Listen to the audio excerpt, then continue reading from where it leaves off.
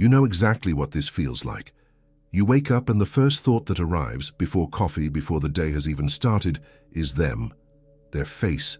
Something they said. Something they didn't say.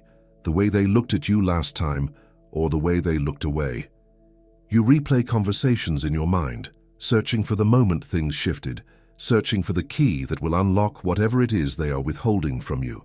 And the longer you search, the more trapped you feel, because something that should have been simple has turned into the center of your entire psychological life.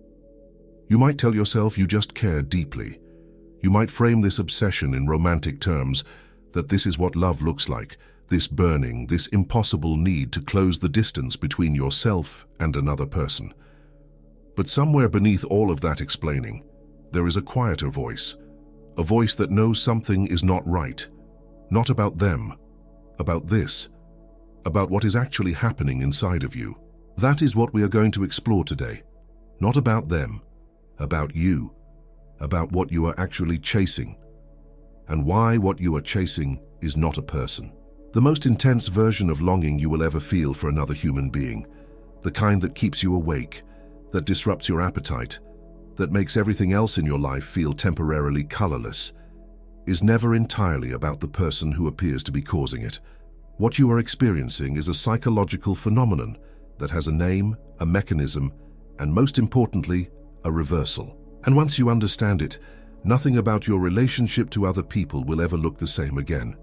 The mechanism is called projection, and it is one of the most powerful, most misunderstood, and most consequential forces operating in human psychology. Let's start with the experience itself before we explain it. Think about the person you are chasing. When you close your eyes and imagine them, what quality comes forward? Is it a certain kind of confidence, a kind of freedom they seem to carry, an emotional intensity, a creative energy, maybe a softness you rarely see in the world, maybe a fearlessness that you secretly want for yourself but have never been able to touch? Whatever that quality is, take a moment to really identify it. Whatever it is, notice something important. The feeling you get when you imagine them having it is not neutral. It is electric. It is almost unbearable. It feels like looking at something you need so desperately that the very sight of it causes pain. That is not attraction in the ordinary sense. That is recognition. And it is coming from inside of you, not from them. Here is what Jung spent decades trying to explain. The human psyche does not develop in one neat, complete package. As we grow, shaped by our families and our earliest experiences of what is acceptable and what is dangerous, we begin to split. Parts of ourselves that are too threatening to carry consciously get pushed down, suppressed, stored in what Jung called the unconscious. Parts we were never given permission to express, parts that frightened us or frightened the people around us. These parts do not disappear. That is the crucial thing to understand. They go underground. They become what Jung called the shadow, the vast, mostly invisible reservoir of everything you have separated yourself from. Everything you decided, consciously or not, does not belong to you. And then something remarkable happens. The psyche cannot contain what belongs to it indefinitely. It needs those parts. It is incomplete without them. So it begins to look for them, not internally where they actually live, but externally, in the world. It projects them outward. It takes what is inside you and places it onto another person, and suddenly that person seems to be carrying something extraordinary, something magnetic, something you cannot stop thinking about, something you need. That is projection. And it is the engine of the most intense experiences of longing you will ever have. Now this is the part where many people resist. Because the idea that what we feel so intensely for another person might, in some meaningful way, originate inside of ourselves, that feels like a diminishment. It feels like you are being told your feelings are not real, or that the other person is not genuinely extraordinary. But that is exactly backwards from what this actually means. The projection does not mean your feelings are false. It means they are pointing you towards something real about you that you have not yet integrated. The person who is carrying your projection is not a mirage. They are a mirror. And what the mirror is showing you is a part of yourself you have been separated from. A part of yourself that is trying to find its way back home. This is the beginning of what Jung called individuation, the lifelong process of becoming whole, of reclaiming everything that belongs to you. And it almost always begins with the experience of projection. Think back to the earliest version of this feeling in your life, the first time you felt this kind of pull toward another person, a teacher who made you feel like you could be something more than you believed, a friend whose confidence made you feel like the world was a larger and more possible place, an older sibling whose way of moving through life you watched with something closer to hunger than admiration. In every case, if you look closely enough, you will find the same pattern. Something in them reflected something in you that had been buried. Jung understood this not as a character flaw or an emotional weakness, but as a natural consequence of human development. We all begin life with the full spectrum of human possibility inside us, but very early we begin the process of narrowing, of choosing, or having it chosen for us, which parts of that spectrum we are allowed to express. And everything that gets excluded becomes part of the shadow, part of what we carry invisibly, part of what we will eventually project. The specific person who triggers the most intense projection is never chosen randomly. Your unconscious is not careless. It looks for someone who in some specific way gives it reason to believe that this person is carrying the lost part. And so the chase begins. Now let's talk about what the chase actually does to you. Because this is where the real problem lives. Not in the projection itself, which is a natural phenomenon, but in what happens when you respond to it by chasing the person who carries it. When you chase, you are making an unconscious agreement with a very specific belief. The belief is that part of me lives in them, and I can only have it through them. And the more you chase, the more firmly that belief becomes encoded in your psyche. Every pursuit reinforces the idea that what you are seeking is external. Every unanswered message, every conversation that ends ambiguously and leaves you more anxious than before, all of it strengthens the illusion that the thing you need is out there, in that person, and that you are one breakthrough away from finally reaching it. This is what makes chasing so psychologically destructive. It is not just that it is ineffective, it is that it actively deepens the wound it claims to be healing. The more you chase, the more powerless you become, the more you define yourself in relation to their response. The more your sense of aliveness, your sense of value, your sense of what is possible for you, the more all of that becomes conditional on whether they turn toward you or away. That is not love. That is not even close to love. That is a kind of psychological captivity, and it feels that way from the inside, even if you haven't had the words for it until now. Here is what happens in the mind during the chase. There is a constant orientation away from yourself. Your attention is not on your own experience. It is on them. What are they doing right now? Did they see your message? Your center of gravity shifts outward, and you begin to exist without fully realizing it, as a kind of satellite in orbit around another person's choices. Their moods become your weather, their approval becomes your oxygen, and when they pull away, as people who are carrying our projections almost always eventually do, because they can sense they are being asked to carry something that isn't theirs, the withdrawal feels catastrophic. It does not feel like losing a person. It feels like losing yourself, because in a very real sense you have handed them the parts of yourself you most needed to reclaim, and now you believe they are taking those parts with them. The loss that registers when this happens is not proportionate to how long you knew them, or how much time you actually spent together.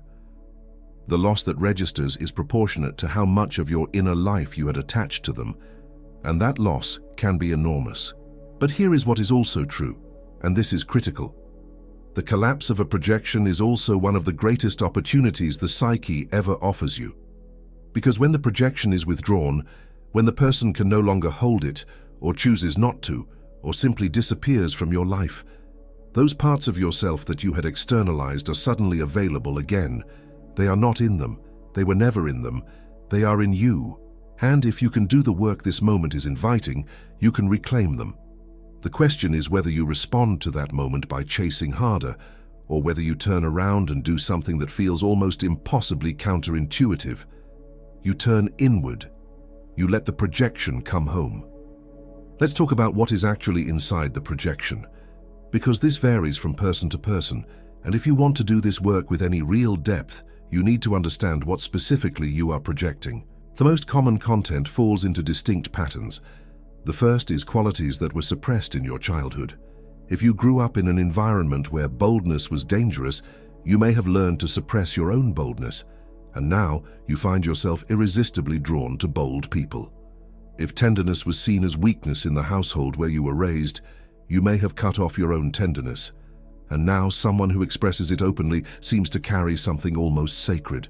If ambition was discouraged, or if playfulness was punished, all of those qualities went underground, and now they are showing up in the faces of the people you cannot stop thinking about.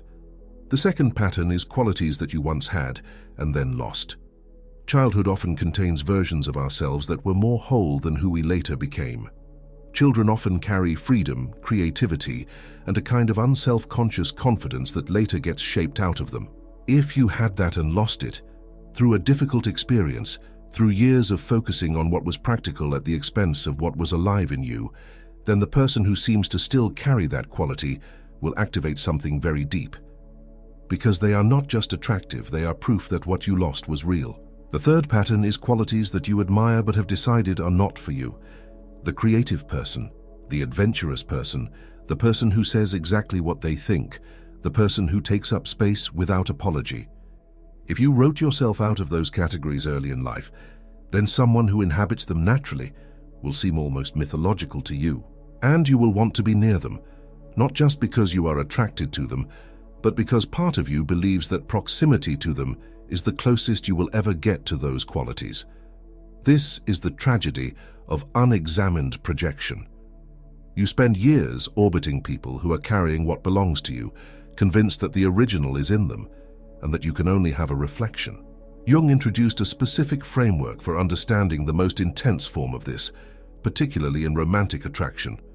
He described the anima and the animus, the inner soul images that live in the unconscious, carrying everything your conscious identity has excluded. The qualities your environment told you did not belong to you, based on how you were raised and what you were allowed to be. Those qualities become part of the psyche's hidden architecture. And when you encounter someone who seems to carry exactly those qualities, the response is immediate and overwhelming. Your unconscious projects onto another person the parts of yourself that you have separated from, and the projection is always intense in proportion to how long and how deeply those parts have been suppressed. The person who triggers this kind of projection, the person you cannot stop chasing, is not the one who completes you. They are the one who forces you to confront what is incomplete inside yourself. They are the invitation. They are pointing you back toward yourself. The shadow does not only carry what we find ugly in ourselves, it also carries what is powerful, the parts that were too bold, too emotionally complex for the environments where we first tried to express them. The child who was told to quiet down, to stop being so dramatic. That child did not stop feeling deeply, they just learned to hide it. Decades later, those hidden qualities appear on the face of another person, and the response feels like recognition, like a need that cannot be fully explained. The people who trigger the most intense projections in us often seem to have permission to be things we decided we could never be, and we orbit them. But the transfer never happens through proximity. It never happens through emotional fusion. The only transfer that is real, that is lasting, that actually changes who you are, is the one that happens when you do the internal work of reclaiming what belongs to you, and that work does not require the other person at all. This is the thing that is hardest to believe when you are in the middle of a chase, but it is the most liberating thing you can begin to understand, because it means that nothing they do or don't do has the final say over whether you become whole. Their choices, to stay, to leave, to respond, to go silent, none of those choices determine whether you get to reclaim what belongs to you. They never had that power. You gave it to them, and you can take it back. So what does it look like to withdraw a projection? What does it actually mean to stop chasing and take your power back? The first thing to understand is that withdrawing a projection is not a decision you make once. It is not a moment of insight that erases the pull. It is a process. It is slow and it is sometimes painful, and it requires a particular kind of honesty that most people spend their whole lives avoiding. The process begins with recognition. You have to be willing to ask, and then to sit quietly with the answer, What is it that this person seems to have that I do not believe I have for myself? What specific quality, energy, or way of being in the world have I been treating as though it belongs to them and not to me? The projecting mind does not frame it that way. The projecting mind says, I love them, I need them. Without them, something essential is missing, and it takes real courage, the kind of courage that is not celebrated in popular culture, but that is genuinely difficult, to look beneath those framings and ask, what part of myself have I placed on this person? The moment you ask that question honestly and begin to receive an honest answer, something shifts. Not immediately, not completely, but something shifts. The person begins to become a little more human in your mind, a little less mythological, because you have begun to locate that thing in yourself, even if only as a dim recognition. This is the beginning of the withdrawal. Not pushing them away, not hardening yourself, just beginning to relocate what you thought was in them back into the territory of your own inner life. And here is what begins to happen when that relocation starts. The urgency decreases, not all at once, but the desperate quality of the chase, the panicked sense that if they do not respond to you, something crucial will be lost, begins to soften. Because the thing you thought you needed from them is becoming available inside yourself. It does not need their approval anymore. It is yours. It has always been yours, and you are beginning to inhabit it rather than pursue it. This process can bring grief.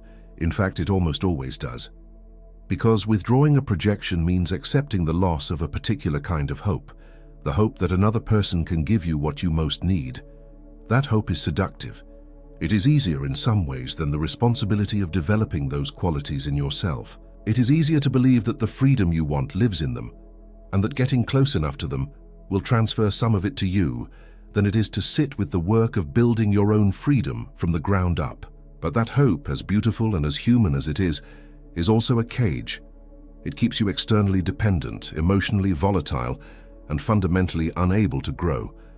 Because the growth always has to happen inside you. No one else can do it.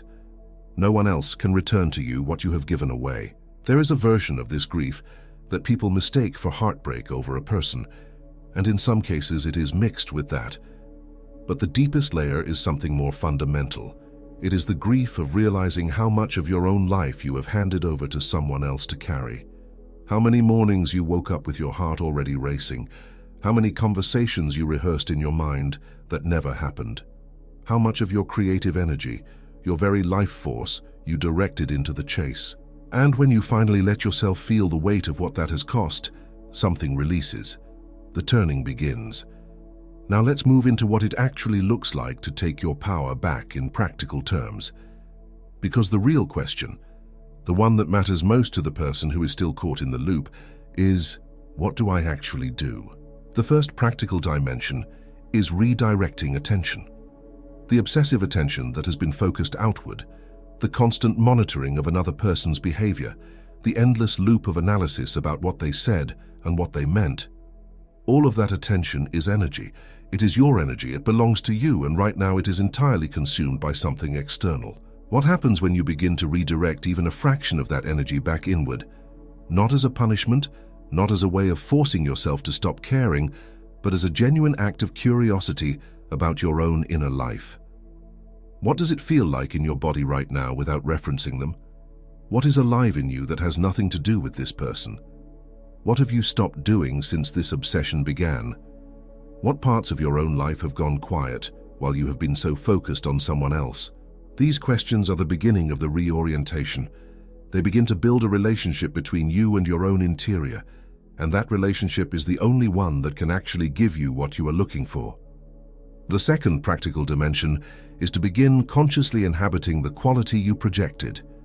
If you identified that what you project onto this person is freedom, the sense that they move through the world without the self-restriction that governs you, then the work is to find any form of freedom in your own life, no matter how small, and begin to practice it, not waiting until you feel free. Beginning now, in the smallest possible way. This is not performance. This is genuinely reaching for the quality living in your shadow and beginning to inhabit it. It might feel unfamiliar, even forbidden. Those feelings are important information. They are telling you that this is exactly where the repression lives, which is exactly where the work is. The third practical dimension requires more emotional maturity than the first two, being willing to see the person you have been chasing as a full human being, not as a carrier of something mythological, but as an actual person with their own incompleteness, their own shadow, their own projections. The person you have been chasing is not carrying your projection because they are extraordinary. They are carrying it because you placed it there. And from that clearer vantage, you can actually assess whether there is something real here, or whether what felt like an undeniable pull was entirely the energy of your own interior looking for a way back to itself. Some relationships survive this process. Once the projection is withdrawn, and both people can see each other more clearly, some connections turn out to contain something genuinely worth building. The bond that remains after the projection is withdrawn is something you can actually trust, because it is based on what is real. But many relationships, many of the ones that felt most intense, most consuming, most like they could not possibly be anything other than destiny, do not survive the withdrawal. Because what held them together was the projection, not the person. And when the projection is withdrawn, the connection loses its charge. That too is a form of liberation. Let's talk about what happens inside you when you genuinely begin to take your power back. Because this is not just a shift in how you feel about one person. This is a restructuring of how you move through the world. When you begin to withdraw your projections and reclaim what has been living in your shadow, the most immediate thing you will notice is a change in how present you are in your own life.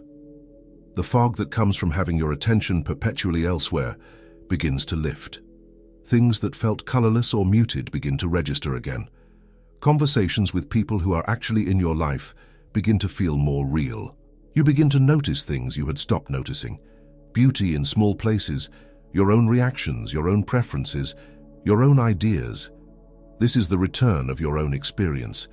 This is what it feels like when the energy that was flowing outward begins to come back home.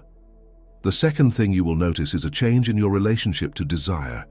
The desperate quality of longing, the kind of wanting that feels like deprivation, like something is being withheld from you, begins to transform. It does not disappear. Desire is a fundamental part of being human, but it becomes desire rather than deprivation. It becomes reaching towards something rather than dying without it. And that shift, from deprivation to desire, from need to preference, changes everything about how you show up in any relationship. You stop being someone who orbits another person's choices. You become someone who makes your own. And your clarity around other people changes too. When you are projecting intensely onto someone, you are almost entirely unable to see them accurately. The projection covers them like a filter. You see what you need to see. You explain away what doesn't fit. But when the projection lifts, the filter lifts with it. You begin to assess people based on who they actually are. You notice how someone treats you. You notice whether they are honest, whether they are consistent, whether they are genuinely interested in your inner world. These are things the projecting mind does not have room for. The reclaimed mind notices them immediately. Once you have done a meaningful amount of this work, you will still be attracted to people. Of course, but the texture of the attraction changes. It is less desperate, less consuming. You can be attracted to someone and still remain in your own body, your own perspective, your own center. You can pursue connection from a place of genuine desire rather than projected need. And from that place, connection is possible in a way it simply was not before. Not the meeting of two people desperately trying to fill each other's empty spaces, but the meeting of two people who are each, imperfectly and provisionally, becoming more whole and who choose from that place to share their lives. Now, some of you listening to this are in a particular kind of pain that we haven't fully addressed yet. You are not just in an obsessive loop about someone who is distant or unresponsive. You genuinely believe there was something real, not just a projection, actual moments of genuine understanding, real intimacy. And the loss of that has felt unbearable in a way that doesn't fit neatly into any framework. That experience is real, and projection does not erase it. Projection and genuine connection are not mutually exclusive. You can project onto someone and also genuinely value them. The presence of projection does not mean there was nothing real. What it means is that what you felt was a mixture, part genuine recognition of this specific person, part the energy of your own inner life looking for a place to land. The work of withdrawing the projection does not require you to deny the part that was real. It requires you to separate the two so that you can see clearly. What did I genuinely value about this person, and what was I placing on them that actually belonged to me? That separation takes time, it takes honesty, and it sometimes takes sitting in the discomfort of not knowing. But honest discomfort is always more productive than comfortable illusion. From honest discomfort, you can eventually find your way to clarity. From comfortable illusion, you can only find a deepening of the chase.